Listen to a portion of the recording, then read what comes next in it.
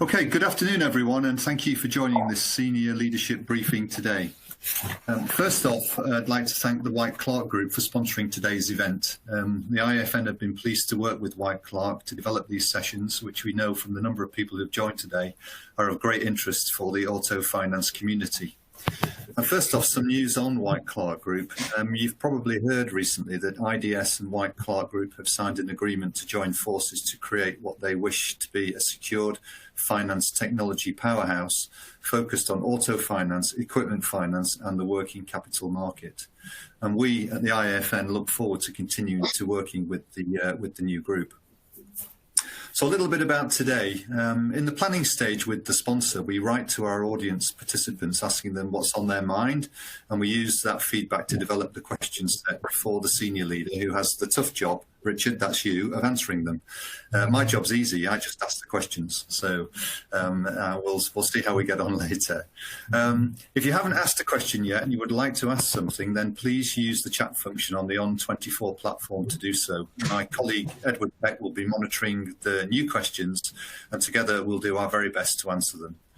We'll also be running polls today. Edward will pose the question before each section of the interview, and he'll post the results on the screen so that you can see them as Richard and I are talking. Can I also make you aware of the download section on the delegate console? There's lots of interesting material from our sponsor, plus an invitation from the BVRLA, who are running an interactive training session for those who are interested in better understanding PCH regulation. So without any further ado, I'm delighted to say that today we have Richard Jones, who's the Managing Director of Motor Finance and Leasing at Lloyds Banking Group.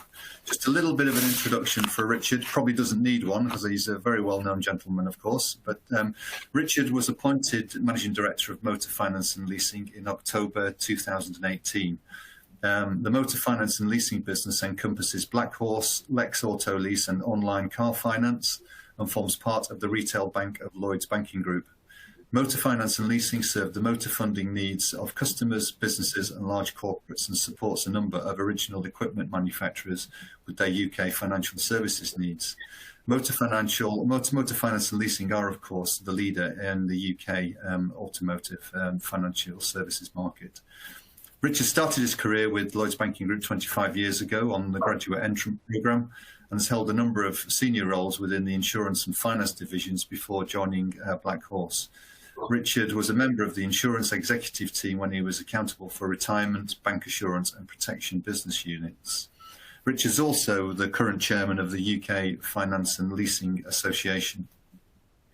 In his spare time, which I don't suppose he gets a huge amount of, Richard's a mountain biking enthusiast, especially the downhill variety, and Richard likes to have as much fun on his bike as his fitness and fear of crashing allows. And also, I do know from my own experience, Richard, you're not a bad golfer either. So Richard, today I think it's probably a record audience today. So we'd better both be actually on our best behaviour when we're going through these questions. But before we start, Edward, are you going to just run poll one, and then we'll start the interview with Richard? Yes, I'm ready to do that. These poll questions really signpost the topic that we're about to deal with. So topic one is around the bringing together under one leadership group of Lex and Black Horse into Lloyds Banking Group. And the question is, the trend of convergence between fleet and retail will continue with increasing focus amongst finance companies in selling auto leasing, or PCH, to consumers. So that's the question. If you could respond, and in about 2 or 3 minutes, I'll move you over to the responses, because we've got so many questions that the audience has asked us to put to Richard. David, over to you. Okay, great, thanks. So, Richard, there's been a lot of talk over, well, quite a few years now about the blurring of the boundaries between retail and fleet or business leasing. The PCH has become probably more of a retail product than it is a fleet product. You're in pole position here because you're heading up the largest retail auto business operation in the UK, and also the largest fleet. I noticed today from the report that we produced today, the FM50, that you have a fleet size of around 320,000, slightly down on last year, but still by far the largest fleet in the UK, excluding Motability. So do you think, was it a conscious decision by you and or the group to merge those two businesses? Well, firstly, yeah, good afternoon now. It's good to see you, David. See you too. So yeah, I guess at one level, I could, in answer to that question, I could say I don't really mind because, as you say, we've and I think we brought Lex and Black Horse together and into a single sort of leadership structure a couple of years ago now. Like many things, that was pre-pandemic. Feels like a lifetime ago. But one of the reasons for that is we saw increasing fungibility. We saw the blurring of boundaries between product types and between how you can use different product types to serve customer needs in different segments. And it just made a lot of sense for us to do that. And then you think about the sort of risk and capital side of the business. Again, it just makes more sense to think about things like how you deploy and optimize residual value risk, in one place. So that's why we did it. I think PCH as a contract structure is useful for customers, but so is PCP and so is HP. So it's all about getting the right product to the right customer needs set. One thing that we've seen in the market though is we've kind of had what I would call a one product, one channel dynamic. So PCH is sold through brokers, PCP and HP is sold through motor dealers, or increasingly now online as well, D2C. And they all have advantages, but they all have disadvantages. So we are genuinely quite agnostic about whether one, we don't sit here and say one is better than the other. And it always amuses me when I see this sort of debates raging on places like LinkedIn as to, why is PCH better than PCP or the other way around? And I sort of say, well, yeah, we run one of the biggest books in both products, and actually they're both really, really good propositions for customers. It's just about getting the right one to the right customer and making sure that they understand what they're buying. That's the single biggest thing. I think for a car dealer, if you're selling those two different products directly alongside each other, that's when it would become more complicated, because you've then got to really make sure the customer understands both alongside each other and therefore can make an informed choice. And I think that's probably one of the reasons why we haven't seen this sort of ubiquitous position where both sit alongside each other in the same channel to the same customer. Yeah. Do you think that's a really good point about the right product for the right person? One of my thoughts on PCH is it's almost like a little bit of a time bomb waiting to happen, because getting out of a PCH contract early is possible, but it's not easy. So do you think that's going to have a negative impact overall on trade cycle compared with PCP, where you normally write a 3-year deal and working with the manufacturer, you try and get the customer to change after 30 months? So I think you've got to look at the role of the brokers in the PCH market. So, and I think they're increasingly, the market's matured, so you see a real shift now into thinking about retention and renewal activity and, early contract exit, and working with either manufacturers or funders like Lex or sometimes it's one and the same company, to sort of help the customer into when to renew, and if that's ahead of cycle, then that's great. So yeah, you're right. There's arguably less flexibility to get out, but with the PCH, there's much more flexibility to actually change it in life. It's very easy. In fact, we've just digitized all of our contract amends journeys, so you can, you can digitally change your contract term, change your contract mileage. Do it all online. We'll re-underwrite you. Paperwork's all done.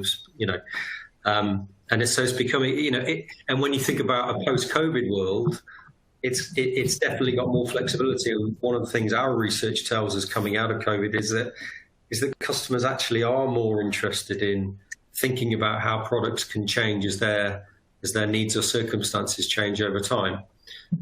So yeah, it'll be interesting to see how that develops.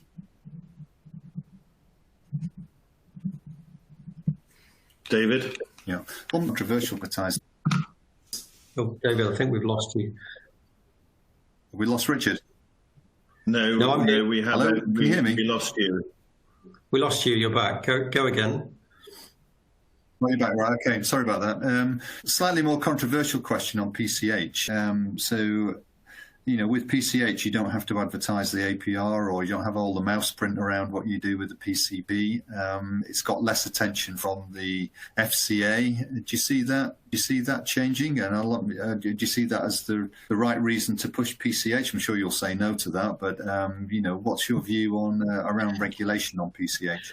Yeah, well, I would definitely say no to that. And I mean, when the FCA did their motor study through largely 2018 and 2019, we were, I personally was quite vocal with the FCA about wanting to make sure we had equivalence in regulation. So there are differences, some good, some bad, and I just come at this from a customer perspective. If I've got two contracts that can serve a very similar need, but have got different terms and features, I'd want to make sure I've got equivalence in the protections on those contracts, and I agree with you that that's not the case at the moment.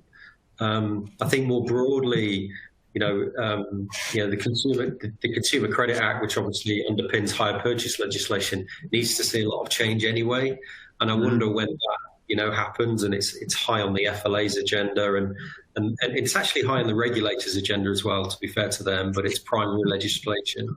So it needs an awful lot to make it change. I wonder if that's an opportunity to get more equivalence, but I would certainly be one shouting for that, because if I've got I could have a customer that in one cycle is with me on a PCP and in the next cycle is on a PCH, and I would want regulatory equivalence across those two and similar levels of consumer protection in those contracts. For me, it makes sense to do that. Yeah, okay. Thank you, Richard. So final question on this section then really is that the fact that you're now heading up, as I mentioned in my introduction, the largest retail operation and the largest fleet operation, do you think that in itself will accelerate the blurring of the boundaries between the two? And where do you see the boundary in sort of 5 years' time? Will there be a boundary in 5 years, or will it have blurred into oblivion? Yeah, who knows? I should probably have said at the start of this. So, I've got lots. I've obviously got views on the topics, but I think one thing that's fascinating about our industry in the next decade is just how much change it's going to see. So, probably the one thing I'm 100% confident of is that some of the things I say today will not play out as I'm suggesting they will. So I think if you think about retail and fleet, again, you kind of got to go back to what's the customer need. The customer need in retail and fleet is different. And therefore, I don't think you'll see a complete blurring of the sorts of products that are used. And obviously, the regulatory regime is very different depending on whether you're dealing with a corporate or an SME or a personal customer. So there'll always be boundaries. But a good example of where that boundary is blurring is things like salary sacrifice. Mm-hmm. We're seeing an explosion in the provision of salary sacrifice. We're at the forefront of that in terms of deploying that. But, if you think about it, if you're a retail customer and you're thinking of buying an electric vehicle or even a hybrid, and you've got the opportunity to do it through a salary sacrifice scheme, do the maths. It's really compelling. So that's a fascinating example of what is traditionally a corporate B2B channel, obviously has demised through the provision of as company cars have demised, could see a massive resurgence in how we can utilise something like salary sacrifice combined with BEV adoption to really drive consumer engagement. And that's absolutely a blurring. And I think one of the advantages that we've tried to really capitalise on in bringing what we do together is if you're dealing with a retail customer, a personal consumer, you've got to have the kind of DNA of what it takes to deal with personal customers. It's not just about regulation. It's about how you communicate with them, how you keep them informed. And that's all quite different to when you're working with a corporate with a bunch of drivers underneath. Often you'll be dealing with specialist assets. Often you'll be dealing with multiple drivers to a given vehicle. So, very, very different. So I definitely see, to your question, the boundaries will continue to blur. And then probably something that we'll talk about, later in this conversation is how mobility as a theme starts to also influence the core sort of contract structures. But again, mobility could start to create more grey between what's a personal contract for a vehicle and what's a corporate or buyer employer type proposition. Yeah. Okay. So you've covered a lot of stuff there, Richard, which we will pick up in the interview. Then we've covered BEVs, mobility, and the Consumer Credit Act, and we'll pick those things up later. So, Edward, are you going to give us very briefly now? We'll finish that section. Give us the result for poll 1 and launch poll 2. Well, the result for poll 1 I've already sent through, which is a sort of a mild agree for the question regarding the trend of convergence. But if I could just give you a flavour of the questions that are flooding in. The first one was, does Richard see a role for independent finance companies providing mobility as a service? And the following question to that was, has the effect of bringing Lex and Black Horse under one roof encouraged more focus on services for consumers? So that's one he might want to pick up. Another question was, if OEMs stop selling PCH to leasing companies, would we see such growth in PCH? I think we've covered that a little bit. And how relevant is PCH in a world of subscriptions? So it's thinking about this trend, I guess, towards increased services more generally for consumers. People are asking about. Do you want to just say something about whether you see an appetite for services amongst consumers? Fleet services. And I'll pick up the first one. I don't know, right? Is there a role for independence? I think no matter what happens with the contract, this is still a market where you need balance sheets to fund assets, and so I do see a role for independence. I also see more collaboration. Actually, I'm kind of interested in 5 years' time or 10 years' time where the balance sheet support will sit for auto. Over the last 20 years, it's very much swayed towards captives. And Black Horse in its history has seen that. Black Horse used to support a number of, very, very well-known German brands, obviously, who now you would just see as fully captive. But capital is you need capital if you're going to run vehicles, and I think independents have a really important role to play in that. But I also see the need for more collaboration across the value chain in order to make that happen, and I think mobility solutions make that even more important. I think to the point on subscription and PCH, it's an interesting one. I mean, I don't know about you, and please shout on the chat if you found one. I haven't found anybody globally who's come out and decried what an amazing success their subscription model has been and how they're making a ton of money, and they've got so many customers they don't know what to do with. I have seen loads of companies trying it, and I think some are making some headway, but at the moment, I think it would be fair to say that subscription is niche. And there's a reason it's niche. It's the cost. And, you get back to a fundamental point, and I think this plays to all the mobility concepts, which is logistics. If you're moving metal between customers at any level of frequency, you create a massive frictional cost. in the model.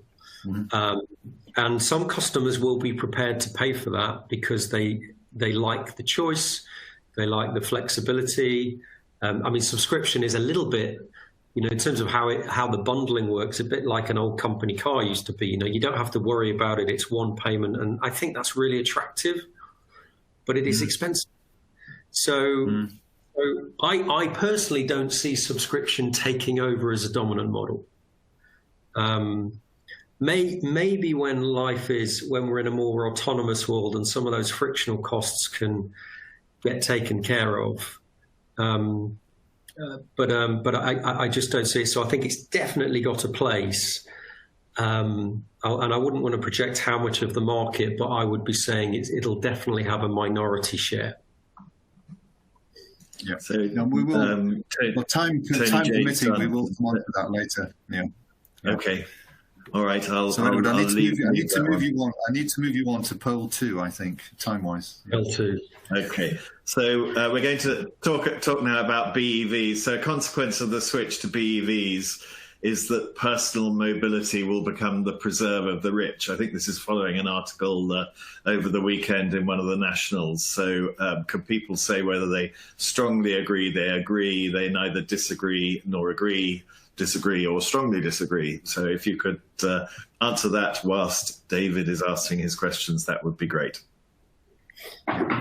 So I think we changed the question this morning, actually, Richard, on BEVs, because there was an article by Carlos Tavares over the weekend, who's everybody knows he's the chief executive of the Stellantis. I'm still struggling with the name, but anyway, he's obviously an important guy in the auto business, and he was saying that he sees electric vehicles remaining actually expensive for quite a long period, and that being the case, they'll only be accessible for middle income and higher income people, and therefore it could create a bit of a divide, a bit of a mobility divide between. So mobility is only available for people who can actually actually afford an electric vehicle if internal combustion engine vehicles get banned by 2030.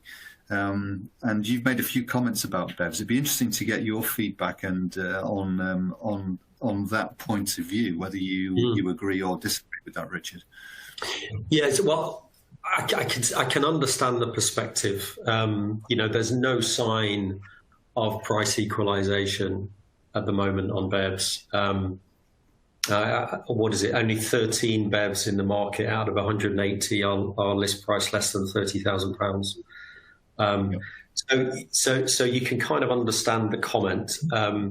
However, I'm not sure a mainstream government would be in power for very long if they tried to make personal mobility, the preserve of the few. I just don't see the policies that would lead a government to say, yeah, we're going to make that reality. However, there is a disconnect, right? And you can't get away from that disconnect. I mean, part of the way that gets solved, which is the way the car market works, is used cars. So, we do need to see prices come down. We did quite a lot of work with McKinsey on this, actually, at the turn of the year, looking at what drives that 30-odd% price gap and how can you see it reducing? What are the factors that reduce? And it will reduce. I mean, I do think it will reduce. But I also agree that I don't think it will equalize for some quite considerable period of time. So the key really is the used market. And the only way you get a used market is you get enough BEVs in to translate and to turn. I worry that the factors don't exist right now to support the creation of a used market, because BEVs are starting high, as you said. They're underpinned by high residuals, driven by that list price. So the kind of, the residual to list is okay, but because the list price starts high, the pounds amount is higher. And then you get into the second-hand market, and if you've got a second-hand buyer, they've got no incentive to take that BEV other than I save a bit of fuel cost. The question is that saving enough to deal with that list price differential in the used market? And right now it's I'd say jury's out, probably not.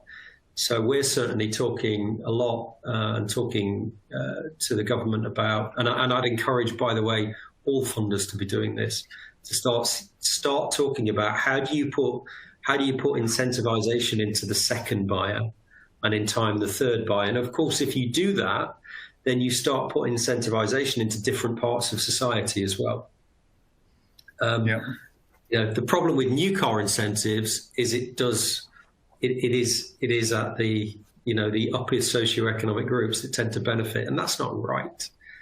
So I don't think that Carlos's prediction will come true, but the way to stop it coming true is to shift where government policy intervenes and to start supporting the creation of a used BEV market. Yeah, I mean, you made a very good point there. It wouldn't be the first time, Richard, would it, that government thinking isn't particularly joined up? I mean, so you think about diesel. They pushed diesel, and then that turned out to be a mistake. They're pushing BEVs, and if Tavares is right, then that might require a rethink as well. But you mentioned a point there about residual values being high on BEVs. I mean, do you think the industry, the level they're setting residual values at is realistic? Because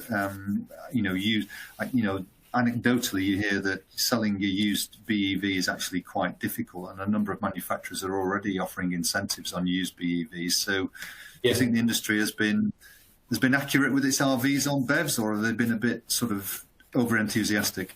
I don't.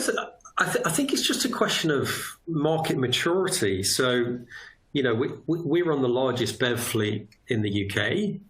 And we've probably got more vehicles in that fleet, not more brands than any, than a sort of OEM-backed fleet, let's say.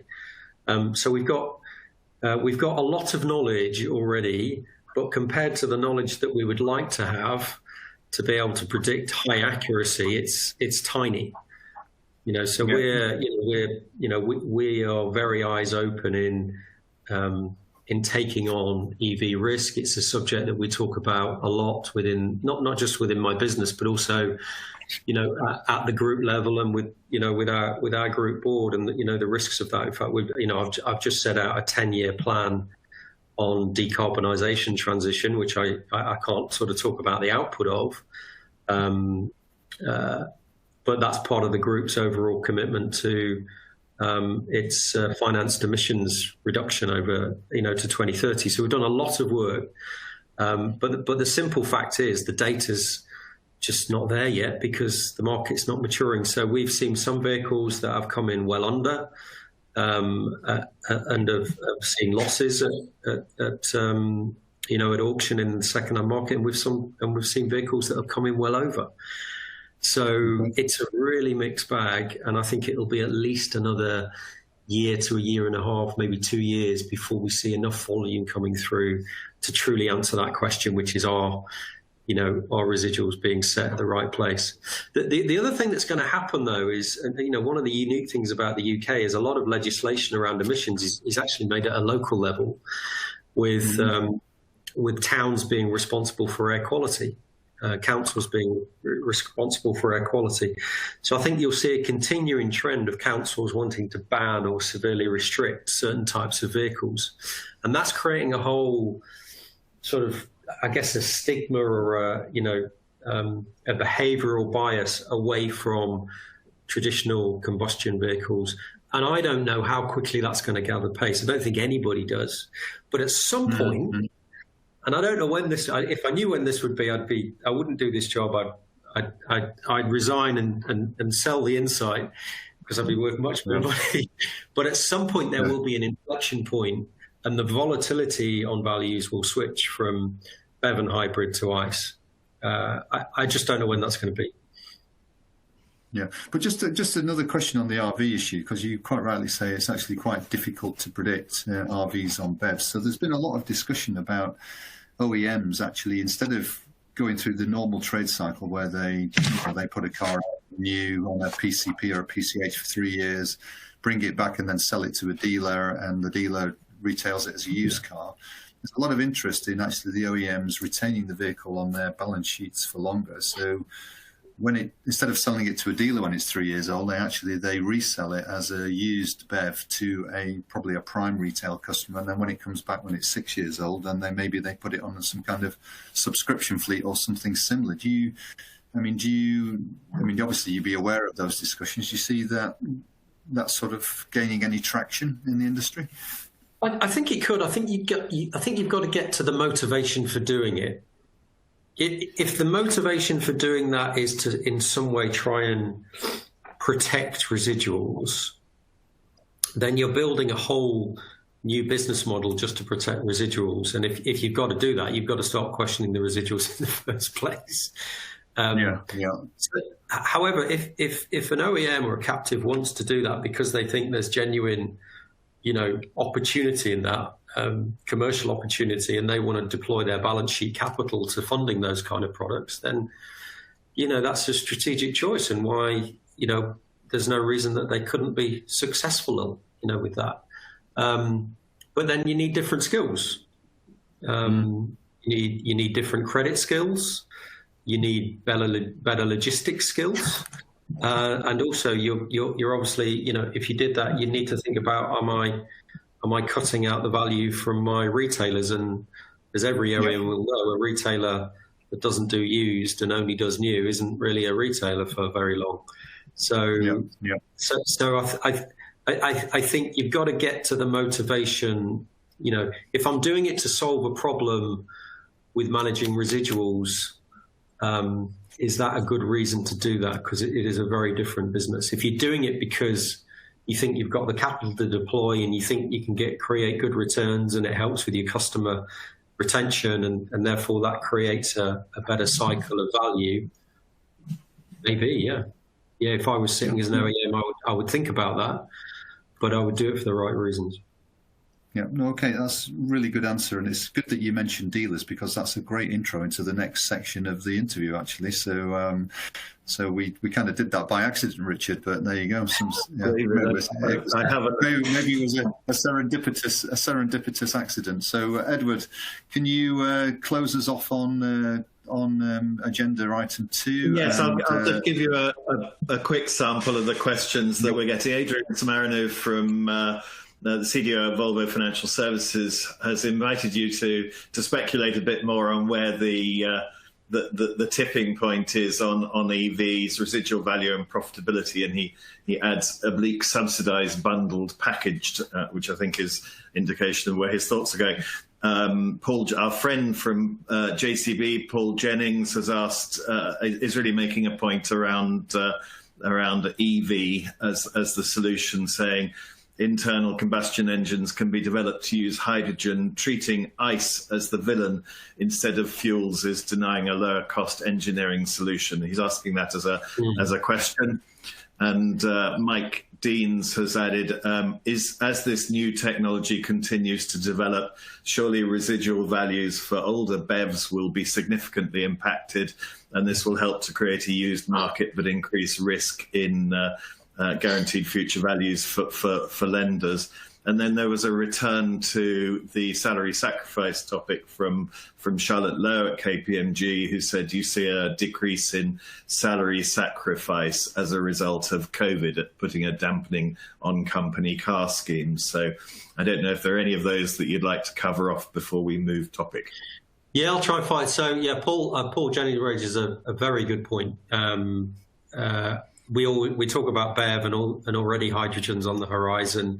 And I think for heavy product, which Paul will know a lot more about than me, hydrogen has to be part of the solution. You just, batteries alone just don't cut it if you're dealing with commercial vehicles, heavy units. It's just not going to work. So I do see hydrogen really coming through. Now, whether it comes through into passenger cars, God knows. There's a couple of OEMs that are keen to see that development, but the infrastructure you need to get the fuel out there would be, would make putting in electric charge points seem quite easy, I think. So yeah, who knows? But I definitely agree that we haven't seen the end of technology evolution when it comes to how do we get energy into our assets. And we should also remember, and I think, credit to Polestar here, actually, they're the only manufacturer I know who's taken an ICE and a BEV and looked at the total life cycle emissions and compared the two, which they did last year. And that was eye-opening. BEV clearly is better over the full life, but let's not kid ourselves. If you run any product and you look at the end to end, it creates a lot of carbon emissions. And we should think about that when we're driving it around in our BEVs, thinking we're saving the planet. If you want to move anything in this planet, people or goods, it creates emissions. And until we're the point where both making them and driving them becomes net carbon, we've got a long way to go. What was the last one? Sorry. Okay, well, we're moving on topic now to dealerships, and to signal that change, we have another poll question, which is: the agency model for dealers will become predominant over the next 5 years. And I think this is a question that's being asked because there's been a recent announcement, I think from Mercedes-Benz, that they're going to go over to more agency models in the UK. So if you could answer that, I'd be grateful. Well, I could just say yes, and we could go to the next question, couldn't we? Okay. That's a too easy. For the audience, so we'll ask you that in a second. David, over to you. Yeah. No, I'm asking the question, Richard. You're answering them. So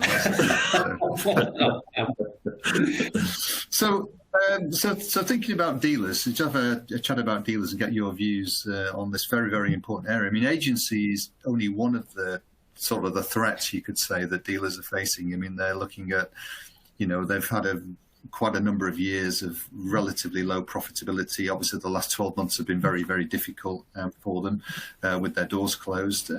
But they've got the march of digitization. You've got the OEMs who are, most of them are either offering or able to offer a fully digitized journey.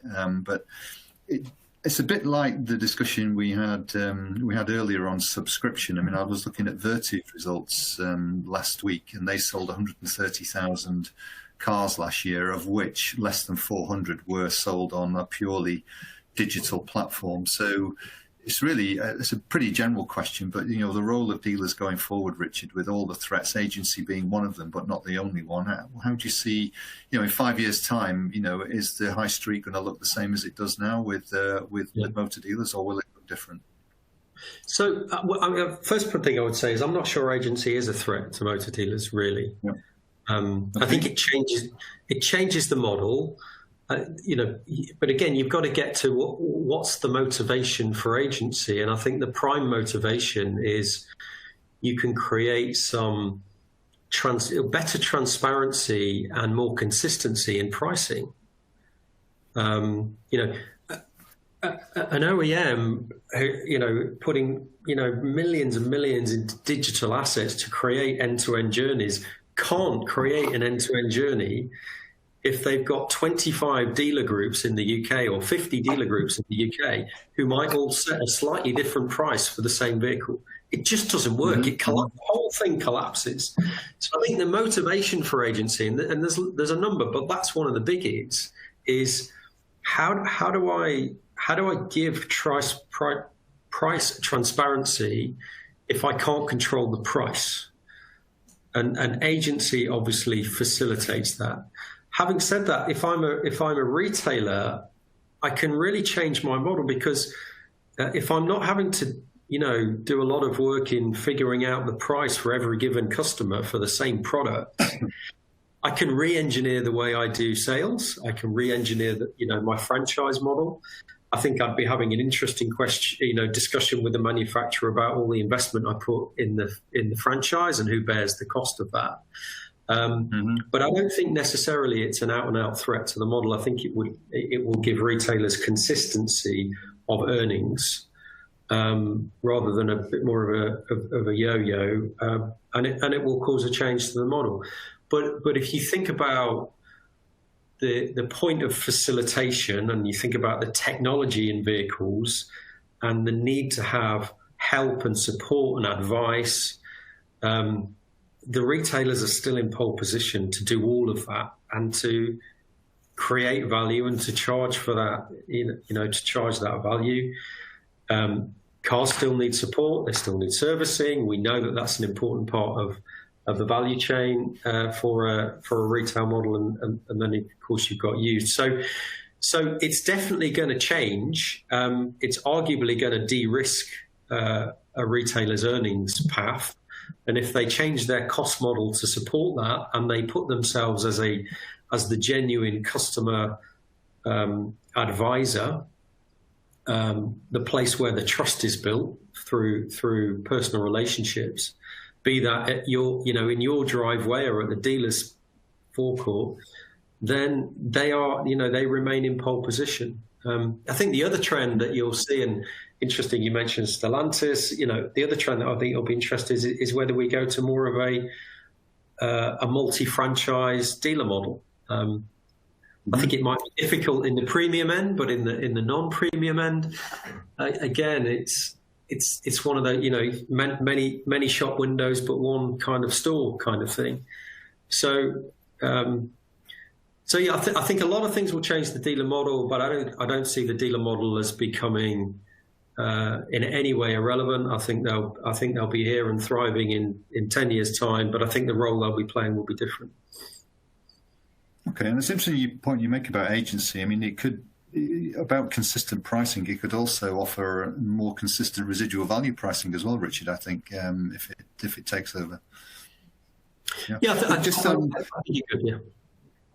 Yeah, but just on keeping on dealers, I mean, we hear a lot, we see a lot on the TV, we hear a lot on the radio about Kazoo and Cinch and a lot of the other digital retailers. I mean, do you see them as a threat, or do you see that it's a bit like subscription? Obviously, they're always going to be there, but they're always going to be limited to a relatively small part of the market. How do you see that online retailing?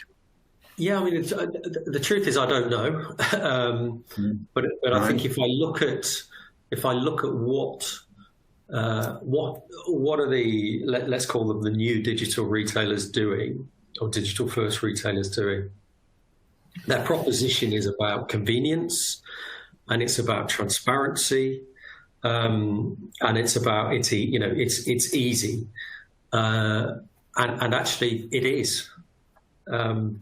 And it also removes what you might think.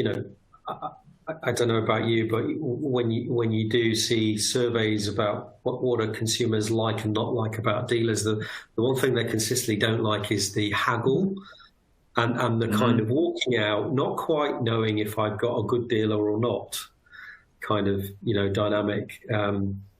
And I think the online retailers have tried to make a virtue out of.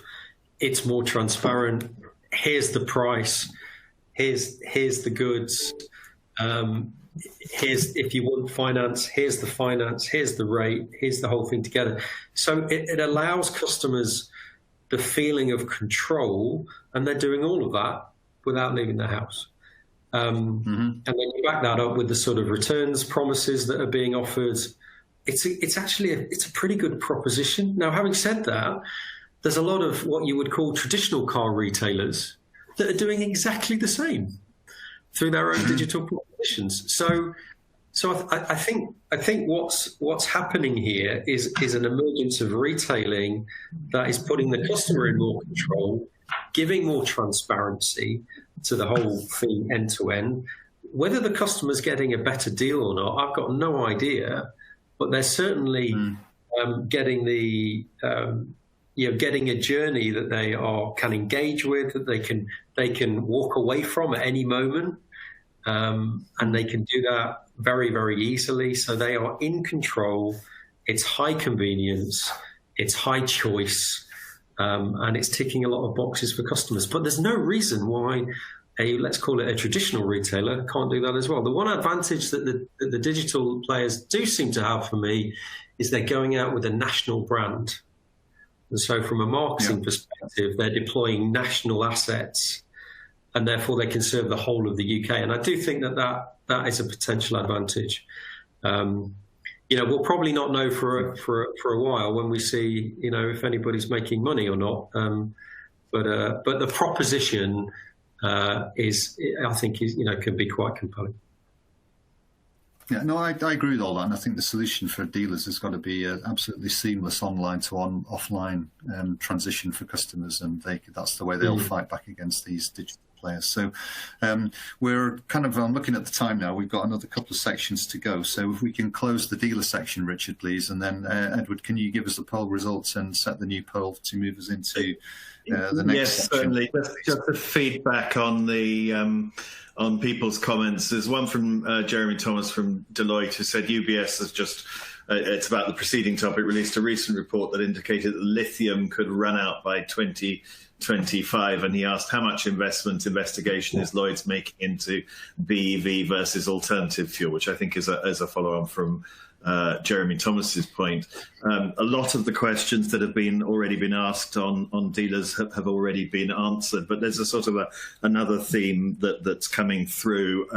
One prior to the event, which said what should be on the top of the agenda for dealers in digital transformation, and sort of a related point by Paul Bennett from Maddox, who we've worked with very closely in the past, and he says, interestingly enough, currently the software vendors closely work with the lenders to facilitate finance transactions. However, does Richard see this potentially changing with certain marketplaces looking to take more control of the finance journey?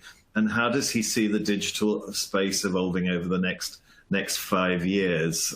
So I don't know if that's possible that you could cover that off very quickly, or whether you want to move on, David. Richard. Well, no, I'll do 30 seconds. So lithium, there's loads of lithium in the world. It's just the price of extraction that will change. I think we've even got lithium in Cornwall. So it's just how much it costs to get on it. I think, in terms of finance, will it become more of a marketplace? Potentially, there's still a fundamental point about if you can join the finance with the vehicle in a compelling, seamless journey, then that tends to win, as long as the finance offers good value and itself is transparent. You've got to remember that the finance is always we're only a facilitation. We are not the thing that customers go out to buy.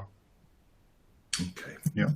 That's great. Thank you very much indeed. So now we move on to poll 4, Edward, please. We certainly can, yes. So poll 4 is a topic that Richard introduced very early on in the conversation. So OEMs will succeed in stripping cost out of delivering cars by subscription, reducing price, and thereby increase demand. So we want to know whether you think that the cost problem that Richard already talked about is an inevitable consequence of subscriptions, and will leave it forever as a niche alternative product rather than an alternative mainstream product. So it'd be great to see those results. Yeah, it'd be great to see those results, Richard. See whether they agree with your view on subscription. I don't disagree with you, but I think the only thing that's holding subscription back is the price. So we're kind of in agreement there. But if I could, instead of talking about subscription, because we've covered that already, could I ask you about pay by use? So do you see how? I mean, modern cars are being produced with telematics. They're producing massive amounts of data. Question mark about who owns that data, but the ability to introduce road pricing is there, it's built in. As the government worries probably more about losing duty on road fuel as more battery electric cars get registered, etc., etc. Pay by use, and this will take us on to the final subject, which will be the Consumer Credit Act. So the Consumer Credit Act isn't particularly helpful when you're looking at a pay by use product, but how do you see those pay-by-use products developing in the market? Is there a demand for them? And again, same question: where do you think pay-by-use is going to be in 5 years' time? Yeah, so I think there's a big interplay with that and human geography, basically. There aren't many megacities in Europe. In the UK, London's the only one really, and I think. Pay by use, by the hour, or car club, car share type models could definitely gain more and more traction. particularly with zero emissions vehicles, which is almost a given. It makes sense because it costs so much money to just store a vehicle if you're in a big city. And so, if advantages are given to those, then why wouldn't they continue to grow? Again, I see a role. The problem is once you step out of a megacity, it just becomes much harder. It really does. Even a city the size of Birmingham or Glasgow, lots of populations, reasonably censored. It just becomes harder to make it work and get enough people sort of activated in it. So I think in the UK we've got such a disconnected transport infrastructure and an infrastructure that's been so geared towards private transport for so long. I think it's a long time before you see any scale in pay by use in the general country. But I do see it. I do see it getting traction in urban environments. Okay, could I ask you about?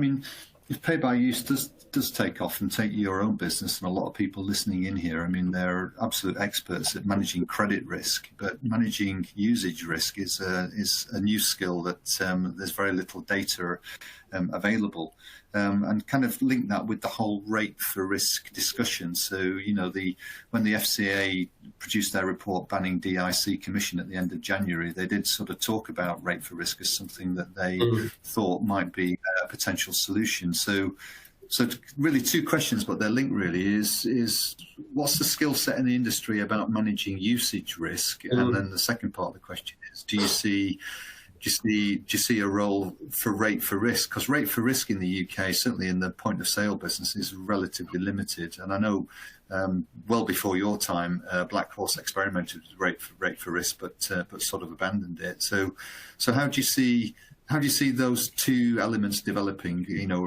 Risk analysis on usage and also rate for risk products. How do you see those developing over the next few years? Sure. So on usage, I think if you're in that kind of market and you're trying to fund that market, what you actually need to do is create a logistics business.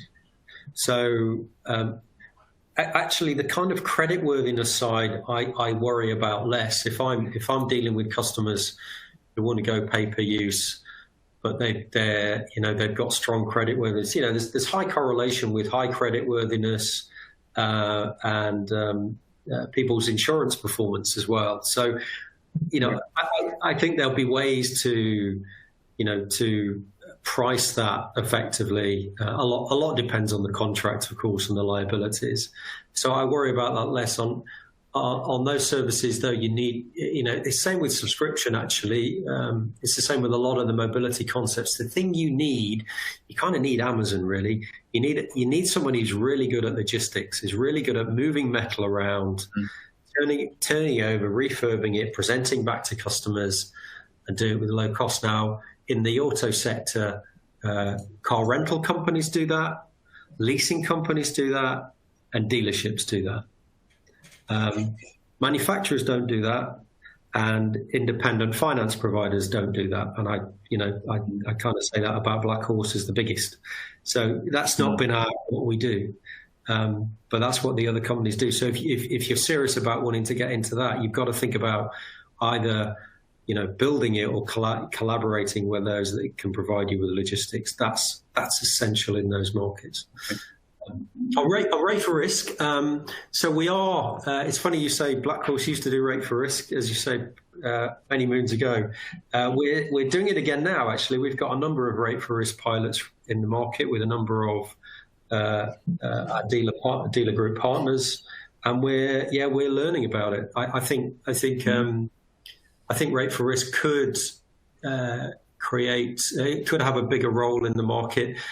But it changes the model. So in a rate for risk model, you've got to start really with a pre-eligibility model, because you've got to give the customer a sense of their creditworthiness right at the start of the journey. So you're turning it on its head a little bit. And I know one motor manufacturer that actually did this when they went digital with some of their services. It's probably a year and a half ago now. So you start in a different place, but you've got to be able to do really, really accurate pre-eligibility. obviously drive a rate for risk. Again, I think it can drive more transparency. But then if you're a retailer, it changes the way you advertise vehicles. It will change the way you market. So I think it's horses for courses, David.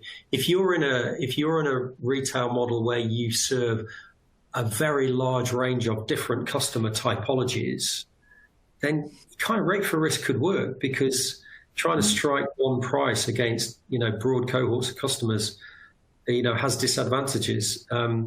If you're in a model where you're seeing broadly similar customer types and your kind of car range is suited to that, then it probably won't give you much advantage, but you'll have to do a lot to change your sales model. So,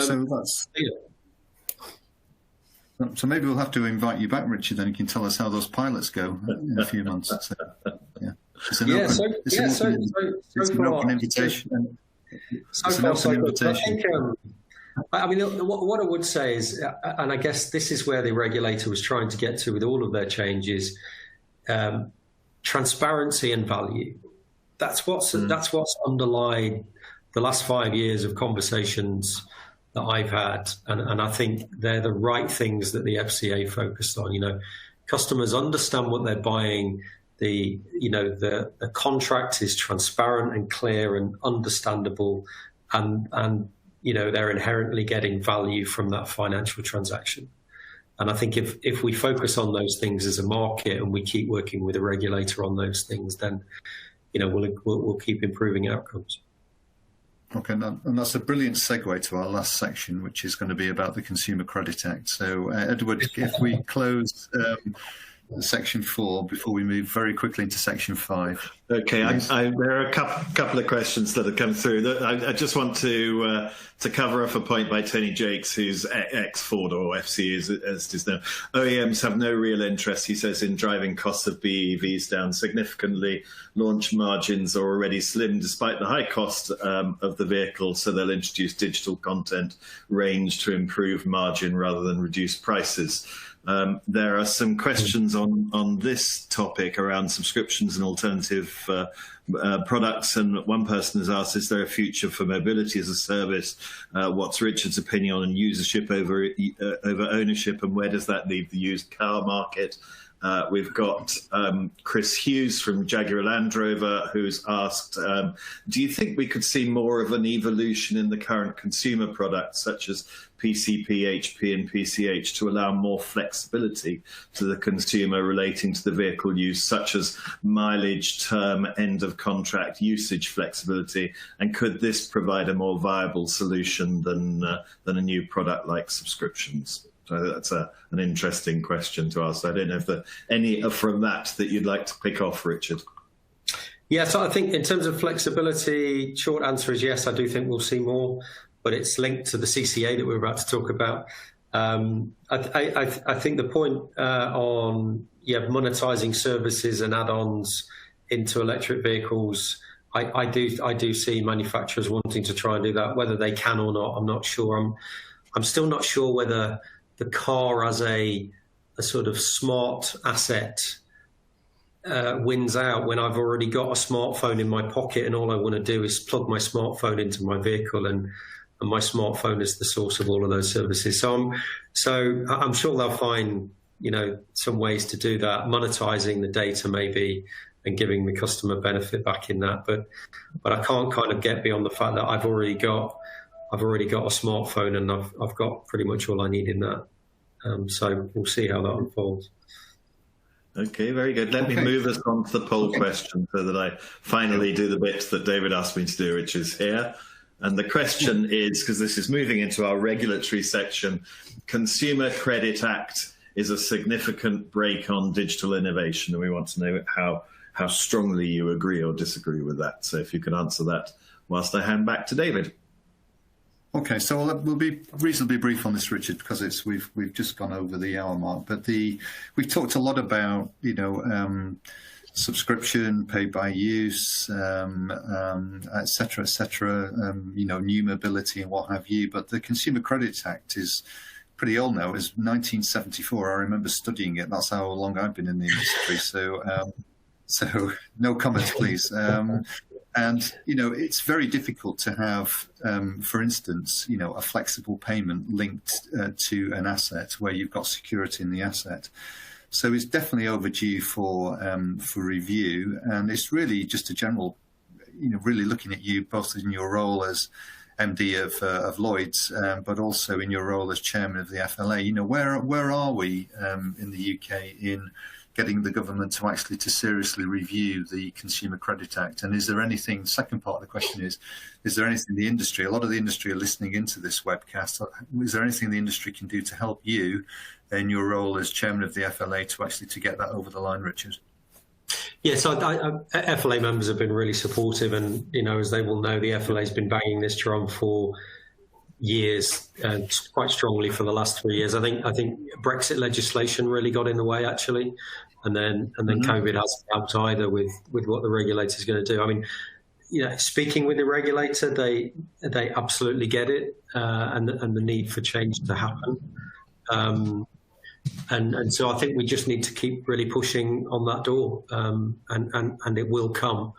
But somebody very senior in the regulatory sphere described it to me as the most complex piece of legislation on the statute books, and that's true. Right.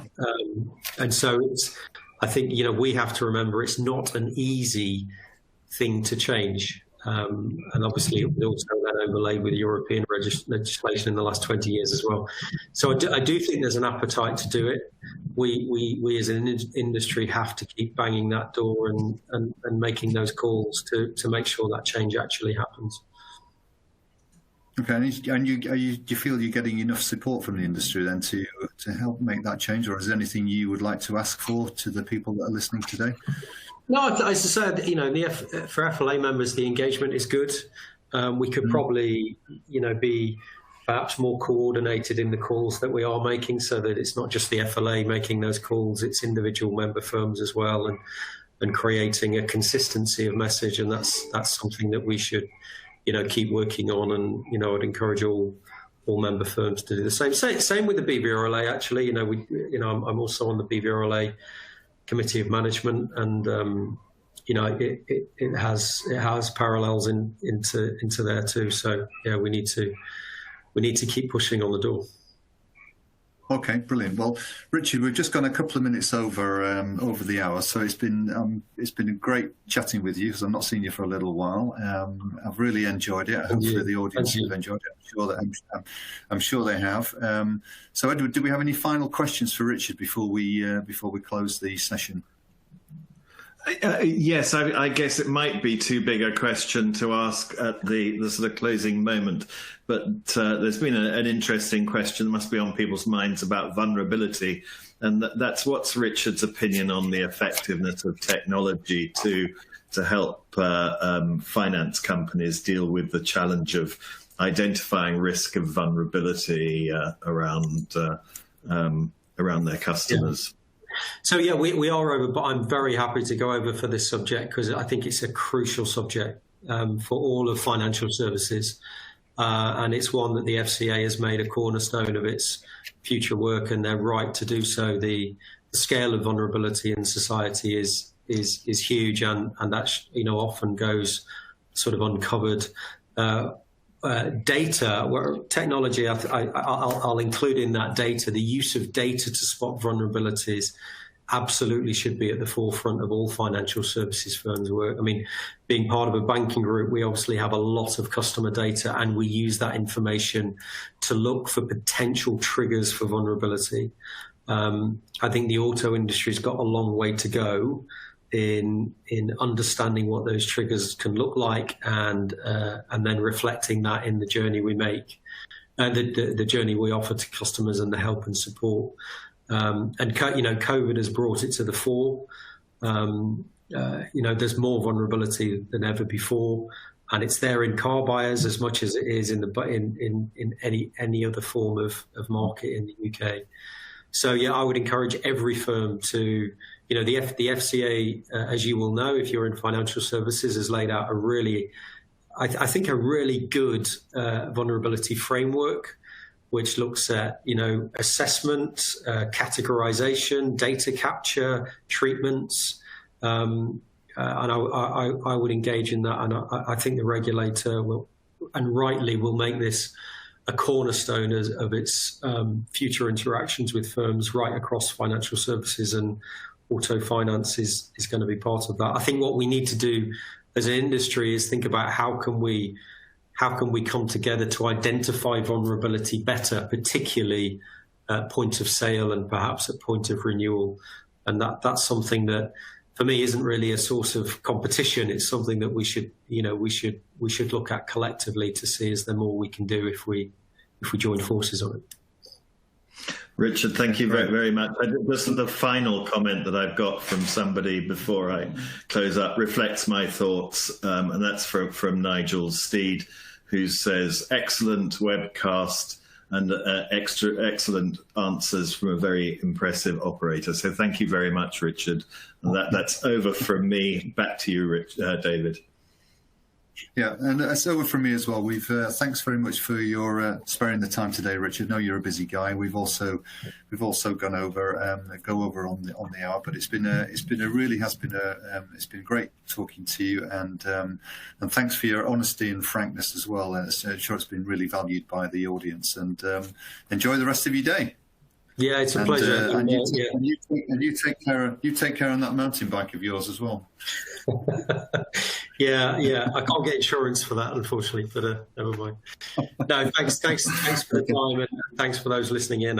Hopefully it was of value. But yeah, brilliant. Thank you. Okay, thank you again. Cheers, Richard. Bye bye. Thank you.